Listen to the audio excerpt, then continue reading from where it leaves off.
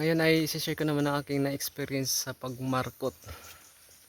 Kung alin ang mas maganda i-markot sa dalawang variety. I-compare natin yung variety ng chicken claw variety at saka Himalayan white. Base po sa aking na-experience, ang magandang i-markot ay ang chicken claw variety. Ayan. So ito po yung ating markot na chicken claw variety. Ayan. Ang dami ng ugat, buhay na siya. Samantalang yung aking Himalayan white na mga markot ay wala, parang walang naging successful. Ayan oh. Himalayan white to, patay siya. Masilan siya i-markot. Hindi siya naging successful. Ayan yung iba pa nating markot ng Himalayan. Oh. Sabay lang yan sa chicken claw variety na minamarkot ko rin. Himalayan white to. Wala akong nakikitang ugat.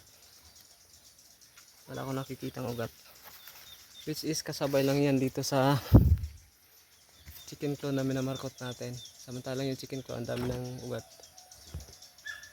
Yan.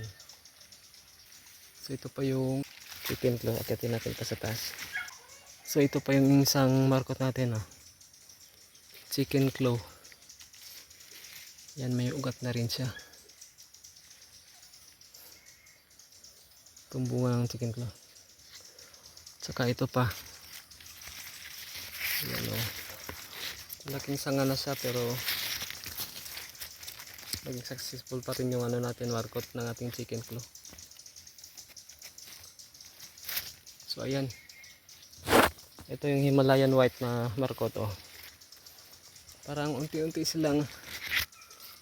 na silang namamatay. Marami yan eh. Ayan oh. Naman yung dulo ng sanga. Pero unti-unti pong nalagas yung dahon. So hindi ako pabor sa Himalayan white na i-markot. Hindi naging successful yung mga markot ko. So dito lang ako sa chicken claw. Mataas ang niya. Possibility naman nabubuhay. So yun po ang aking naging experience sa pagmarkot sa dalawang variety. Chicken claw at saka Himalayan white. Mas successful ang pagmarkot ko ng chicken claw. Samantalang yung Himalayan white ay failure yata lahat. Kasi mayroon pa akong mga ibang puno doon sa minamarkot ko doon sa ibang puno. Wala ring naging ugat. So hindi advisable na magmarkot ng Himalayan white. Para sa akin lang po yan ha. Experience ko lang yan.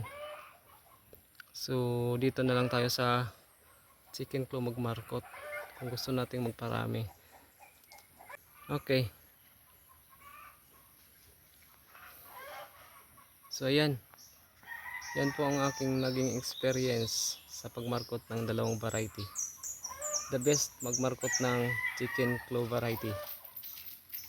Recommended po. Okay, bye bye. Thank you. Please subscribe na lang po sa mga hindi pa po nakapag-subscribe.